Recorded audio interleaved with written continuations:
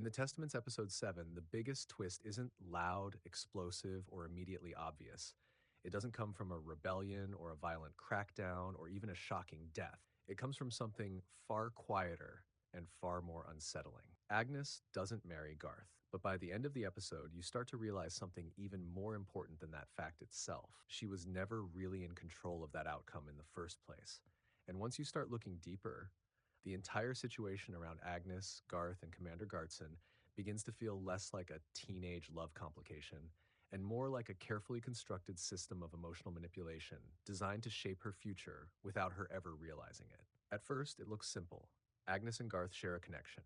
It's subtle, unspoken, and built on moments rather than declarations. There's tension there, curiosity, and a kind of emotional pull that neither of them fully understands. In a world like Gilead, even that small connection feels dangerous because emotional attachment is something the system is supposed to eliminate, not encourage. And yet, Agnes leans into it. She doesn't just notice Garth, she actively pushes for him to be included in the matching process. That decision is important because it shows the first crack in her understanding of how Gilead actually works. She still believes on some level that desire can influence outcomes, that if she wants something strongly enough or acts strategically enough, she might be able to bend the system just a little in her favor. But Gilead does not bend, it redirects. And episode 7 makes that very clear when Garth is not matched with Agnes, but instead paired with Becca. On the surface, it feels like a simple disappointment, a teenage heartbreak moment, a wrong person got chosen situation. But if you step back, the structure around it starts to look very deliberate. Agnes isn't placed randomly after this rejection. She's not ignored or dismissed. Instead, she is moved into a different category entirely, one involving higher-ranking commanders, more political weight, and more strategic significance. That shift is not emotional, it's structural. And that's where the real meaning of the episode begins to emerge. Because in Gilead, marriage is never just marriage. It is not romance. It is not compatibility. It is not even tradition in the way people outside the system would understand it. Marriage is a tool, a mechanism, a method of control, which means Agnes being denied a Garth is not a loss, it is positioning. And once you understand that, a darker theory begins to form, one that revolves around unseen influence, particularly figures like Commander Gartson, who operate less as visible enforcers and more as architects of outcomes. Gartson's presence in the broader system suggests something important. Decisions in Gilead are rarely isolated. They are coordinated. Even personal decisions like marriages can be influenced by larger strategic goals. That means Agnes's emotional attachment to Garth may not be irrelevant to the system at all. In fact, it may be exactly what the system is paying attention to, because emotional attachment is not weakness in Gilead. It is leverage. If Agnes wants Garth, then Garth becomes useful. Not necessarily to give her what she wants, but to control what she becomes in response to not getting it. This is where the theory becomes more unsettling. What if Agnes was never denied Garth permanently? What if she was denied him temporarily? Not because she is unworthy, but because the timing is wrong. In Gilead's logic, timing is everything. People are not just moved through roles randomly. They are shaped, tested, and hardened before being placed where they are most useful. If Agnes is emotionally unstable, rebellious, or still forming her identity, then giving her what she wants immediately would be inefficient.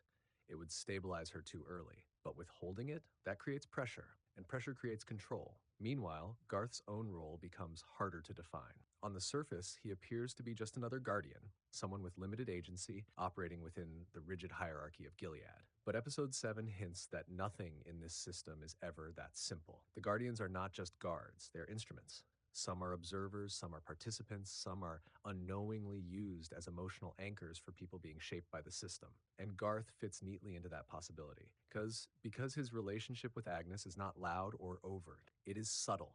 It exists in glances, brief conversations, moments of hesitation. And that kind of connection is exactly what makes it valuable in a controlled environment. It is easy to monitor, easy to manipulate, easy to activate or deactivate, depending on need, which leads to the most disturbing part of the theory. Agnes's feelings for Garth may not be the point. They may be the mechanism. If Commander Gartson or others within the command structure are guiding outcomes behind the scenes, then Agnes's emotional trajectory is not accidental. It is being observed, measured, possibly even guided. Every interaction she has that involves Garth could be feeding into a larger plan, one where her emotional responses are mapped out and used to determine her future placement within Gilead's hierarchy. That would explain why she is not immediately matched with him, even though there is clear emotional tension between them. Because if the system gave her what she wanted too early, it would lose its ability to shape her behavior over time. And Gilead never wastes a tool.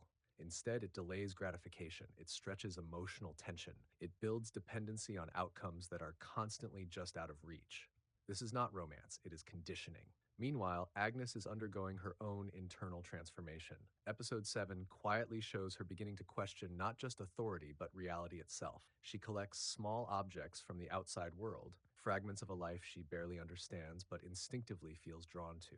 Pens, dice, trinkets, things that represent randomness, choice, and autonomy. And that matters. Because in Gilead, nothing is random, everything is controlled, which is why Agnes' fascination with randomness is itself an act of rebellion, even if she doesn't fully understand it yet. Her interactions with Daisy also deepen this shift. Daisy represents something Agnes has never had direct access to, lived experience of the outside world. But Daisy refuses to fully explain it, not because she doesn't care, but because she understands something Agnes doesn't yet grasp. That truth can be destabilizing when someone is not ready to carry it. That silence creates tension between them. And that tension mirrors the larger system they are both trapped inside. Because whether Agnes realizes it or not, she is being prepared for something bigger than a simple marriage match. Her emotional development is being shaped in parallel with political calculations happening above her. Every rejection, every conversation, every denied expectation is contributing to a version of her that Gilead can eventually place where it needs her most. Which brings us back to Garth. If Agnes ever does marry him, and that remains a possibility within this theory, it would not happen in the way she currently imagines. It would not be a simple reunion of two people who were separated by circumstance. It would be a recalibration of control. In that scenario, Agnes would likely have already been through another match, another experience, another layer of conditioning that reshapes how she views obedience, authority, and emotional attachment. By the time Garth re-enters her life, he would not represent freedom or choice. He would represent stability, or even reward. And that is where the psychological trap completes itself. Because giving someone what they once wanted after they have been broken down and reshaped does not restore their autonomy. It reinforces the system that delayed it in the first place. Garth, in that version of events, is no longer a potential love interest. He becomes a controlled variable, a regulated outcome, a carefully timed release valve for emotional tension that has already been exploited. And Commander Gartson, whether directly involved or simply representative of the broader system, embodies the logic behind it all. Nothing is left to chance. Not relationships, not emotions, not even rebellion. Everything is measured, delayed, and redirected until it serves a purpose. Which is why Agnes not marrying Garth in episode 7 is not the end of the story. It is the setup. The real question moving forward is not whether Agnes and Garth will end up together. The real question is whether Agnes will ever be able to distinguish between what she wants and what she has been conditioned to want. Because in Gilead, desire is never free. It is engineered. And once you understand that, every small interaction between Agnes and Garth takes on a different meaning. Every moment of tension becomes part of a larger design. Every separation feels less like fate and more like strategy. So when you watch episode 7 and see Agnes not married to Garth, it's easy to read it as disappointment or missed opportunity. But the deeper reading is far more unsettling. She didn't lose him. She was just not ready to be given the version of him the system has already decided she will eventually accept.